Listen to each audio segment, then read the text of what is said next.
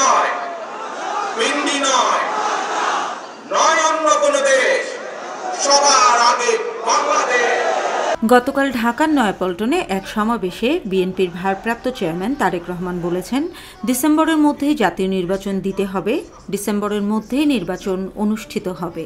সংস্কার ইস্যুর পাশাপাশি জাতীয় নির্বাচন অনুষ্ঠানের জন্য অন্তর্বর্তীকালীন সরকারের দৃশ্যমান প্রস্তুতি নেওয়া উচিত বলে আমরা বিশ্বাস করি বা আমরা মনে করি। নির্বাচন প্রশ্নে অন্তর্বর্তী সরকারের ওপর চাপ বাড়াতে এখন বিএনপির শীর্ষ পর্যায় থেকে এমন বক্তব্য দেওয়া হলো বলে বিশ্লেষকরা মনে করছেন। প্রশ্ন হচ্ছে, ডিসেম্বরের মধ্যেই নির্বাচনের জন্য কেন চাপ বাড়াতে চাইছে বিএনপি? কতটা চাপ তৈরি করতে পারবে তারা?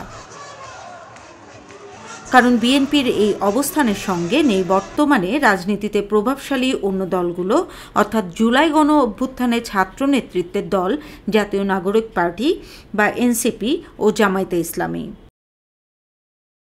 সেক্ষেত্রে বিশ্লেষকরা মনে করেন, বাধ্য না হলে অন্তর্বর্তী সরকার নির্বাচনের রোডম্যাপ দেবে না।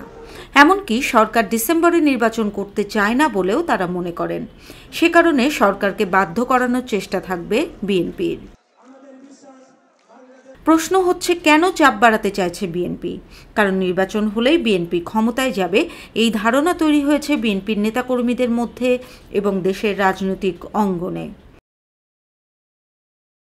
কারণ ক্ষমতাচ্যুত আওয়ামী লীগের অনুপস্থিতিতে ভোটের মাঠে অন্য কোনো দলকে শক্ত প্রতিদ্বন্দ্বী মনে করছে না বিএনপি। ভোট হলেই বিএনপির ক্ষমতায় আসা নিশ্চিত, এই বাস্তবতা থাকার পরেও বিএনপিকে ঠেকানো যায় কিনা এই ধরনের ষড়যন্ত্র করার চেষ্টা করা হচ্ছে বলেও বিএনপির নেতাকর্মীরা বিশ্বাস করেন। আমরা সুস্পষ্ট জাতীয় সংসদ নির্বাচনের জন্য অতি অবশ্যই ডিসেম্বরের মধ্যে একটি রুটম্যাপ চেয়েছি। ভোটের কথা বলি, ওরা যখন সংস্কারের কথা বলেন, ওরা মাসে সংস্কার করতে পারলেন না।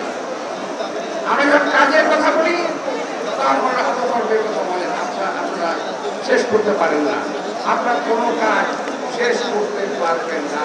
বাংলাদেশের সকল তরুণ সমাজের কাছে আহ্বান, আপনারা একটি সুন্দর এবং একটি নিরপেক্ষ নির্বাচন, নিরপেক্ষ নির্বাচন, যে নির্বাচন যত শীঘ্র সম্ভব দিতে হবে।